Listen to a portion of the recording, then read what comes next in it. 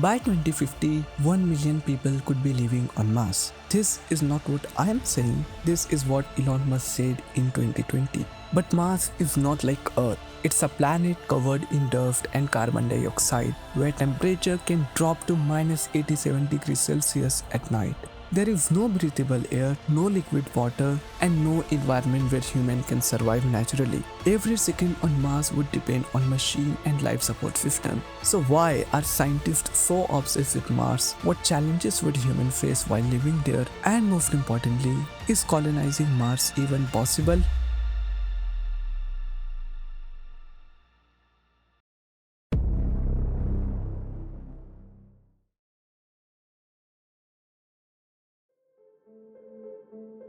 Before we understand why scientists are so obsessed with Mars, we need to understand that Earth will not always be safe. About 66 million years ago, an asteroid hit Earth and wiped out the entire dinosaur species in just one collision. This clearly shows how risky it is to survive on Earth. And it is possible that in the future another asteroid might hit Earth and destroy human civilization completely. Events like this may be rare, but they are not impossible. That is why scientists and visionaries want to make humans a multi-planetary species. It means we will have to live on more than one planet in order to sustain humanity in this universe. But even after understanding this idea, the question still remains the same. Why Mars? Now if you look at our solar system, we have 8 planets, but most of them are either too hot or too cold for human life. For example, take Venus. Its temperature is about 465 degrees Celsius, which is clearly not suitable for humans. On the other hand, some planets are gas giants like Jupiter and Saturn, which means there is no solid surface to live on. So we are left with only one option, and that is Mars. Mars is quite similar to Earth in many ways. A day on Mars is about 24 hours and 37 minutes, which is almost the same as on Earth. Mars is also tilted at 25.2 degrees, which causes season just like on Earth. There is water in the form of ice at the poles and underground. And most importantly, Mars is relatively closer to Earth compared to other planets, which makes future mission more practical. But now, the real challenge begins here. That is, reaching Mars and surviving there is not easy at all.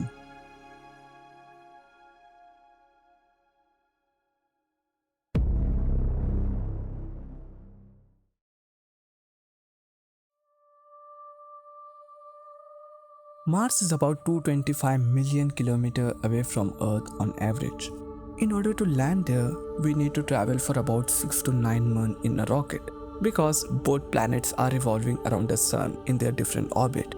That's why we have to launch the rocket in a specific window, which comes once every 26 months. That is why people call the Mars mission a one-way ticket. Now just imagine you reach Mars successfully. You open the door of your spaceship and see a red-colored desert spread all around. Then you look at the sky. It appears strangely pinkish brown, not blue like on Earth. And soon you realize that Mars' atmosphere is extremely thin. If you compare it with Earth, it is only about 0.6% of Earth's atmosphere. The little atmosphere that exists is made up of 95% carbon dioxide, which is poisonous for us. And because atmosphere is thin, you'll experience extreme temperature on Mars. The average temperature on Mars goes down to minus 62 degrees Celsius. It is so cold that even Antarctica seems hot in comparison. Although this problem seems quite harsh, the thing that really makes Mars more dangerous is its radiation.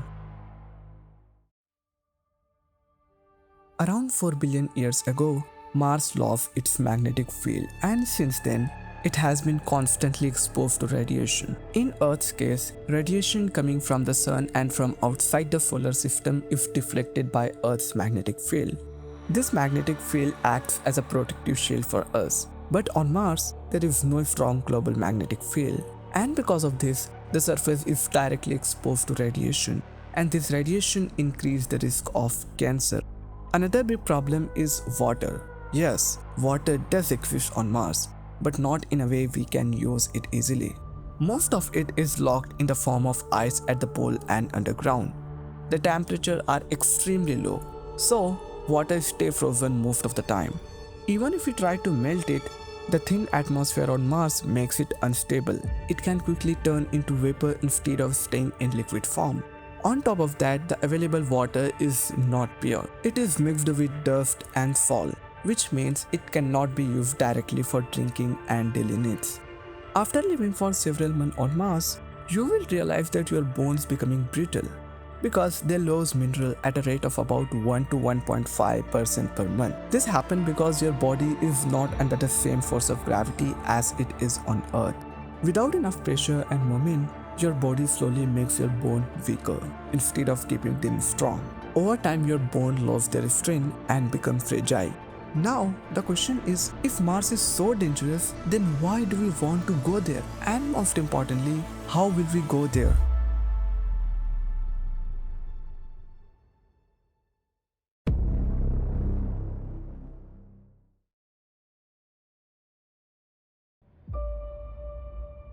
The world's most ambitious company preparing to go to Mars is SpaceX. In January 2020, Elon Musk clearly said that his ultimate goal is to colonize Mars, which can accommodate 1 million people.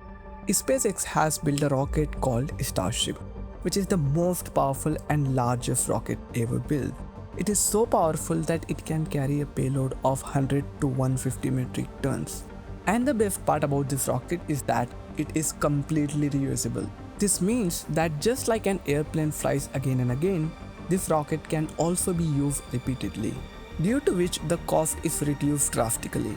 Because of this technology, the Mars mission has become possible. As earlier, the cost of going to Mars was so high that no one could afford it. Building a powerful rocket is just the beginning. Reaching Mars is not a one-step journey. It happened in a stage. First, the plan is to send an unmanned mission that will deliver supplies and equipment to Mars. After that, the first manned mission will go, which will probably have 10 to 12 astronauts.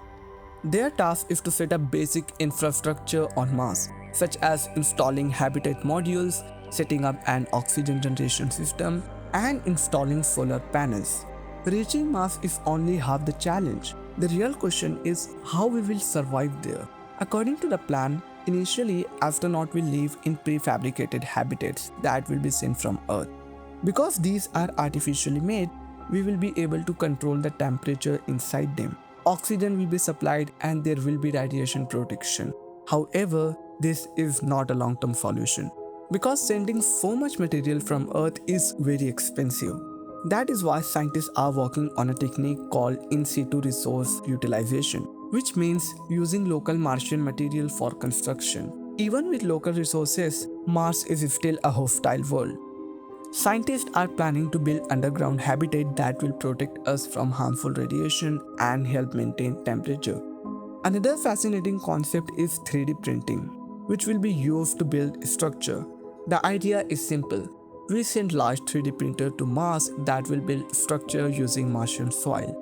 Robots will go ahead and do all this work, and when humans arrive on Mars, the basic infrastructure will already be ready for them. One essential challenge still remains, and that is water.